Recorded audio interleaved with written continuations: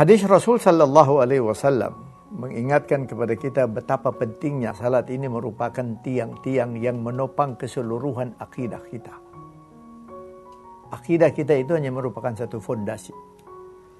Tiang-tiang yang menopang kekuatan daripada bangunan agama kita, itu yang Rasulullah sallallahu alaihi wasallam menyatakan as-salah imaduddin. Salat itu merupakan tiang daripada agama. Jadi kalau kita kokohkan salat kita, bangunan agama kita itu akan kokoh. Tapi kalau kita runtuhkan salat kita, maka bangunan agama kita akan runtuh, akan rontok. Ya, faman aqamaha faqad aqamad-din, faman tarakaha faqad tarakad-din. Dan siapa yang meninggalkan, maka dia telah meninggalkan agamanya. Anak kecil yang umur 2 tahun, 3 tahun, kalau dia lihat ibunya seling berdiri salat, memakai mugna, ruku, ya, maka anak ini dalam umur 2 tahun pun dia akan ingin mengimitasi ibunya. Dia akan meminta supaya dia juga dipakaikan mugna, supaya dia bisa ikut dengan salat dengan ibunya. Karena memang tabiatnya anak kecil melihat kebiasaan ibunya itu biasanya diikuti. Kebiasaan ayahnya biasanya diikuti. Itu merupakan salah satu advance bagi anak tersebut. Dan Rasul sallallahu alaihi wasallam menyuruh kepada kita untuk memerintahkan anak-anak kita untuk salat. Udah 7 tahun dia enggak mau salat, kita beri hukuman kepadanya, kita pukul kepadanya kalau perlu. Tapi tentunya dengan pukulan-pukulan yang mendidik.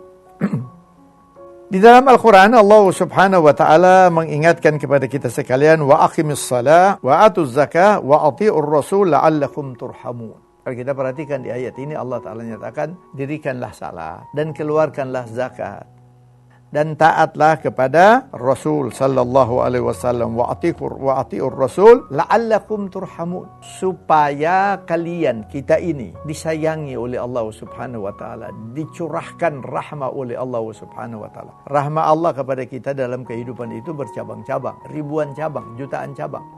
Kita bernapas itu karena dengan rahmah Allah Ta'ala. Ginjal kita itu bekerja dengan baik itu karena rahmah Allah Ta'ala. Kita bisa bernapas, menarik oksigen dari udara itu karena rahmah Allah Subhanahu Wa Ta'ala.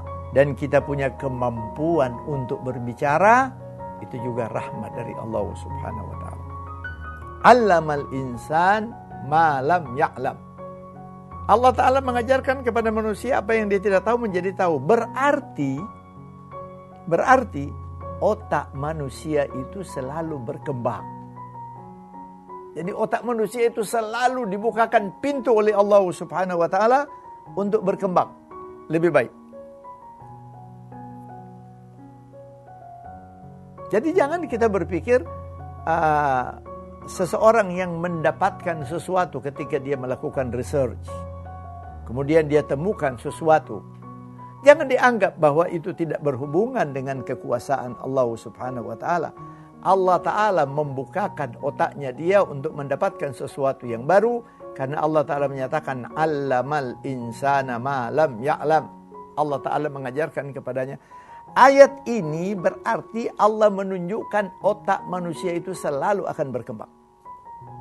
Jadi berarti kalau kita ingin selalu rahmat Allah Ta'ala tercurah, tertabur kepada kita, yang pertama-tama yang kita harus perhatikan, salat kita yang baik. Jaga salatnya yang baik. Karena di hadis yang lain Rasul sallallahu alaihi wasallam mengingatkan, awwalu ma yuhasibu yaumul qiyamah salah. Yang pertama-tama yang akan diperiksa oleh Allah Subhanahu wa ta'ala ketika kita masuk yaumul qiyamah, yaitu salatnya kita. Jangan kita berpikir yang Allah Ta'ala periksa, yang akan diperiksa, yang akan diinterogasi hanya sekedar yang kita tinggalkan salat. Bukan. Itu salah satunya. Tapi ketika kita salat, apakah salat kita ini benar terkonsentrasi kepada Allah Subhanahu wa ta'ala? Apakah kita sadari apa yang kita sebut dalam salat kita kepada Allah Ta'ala?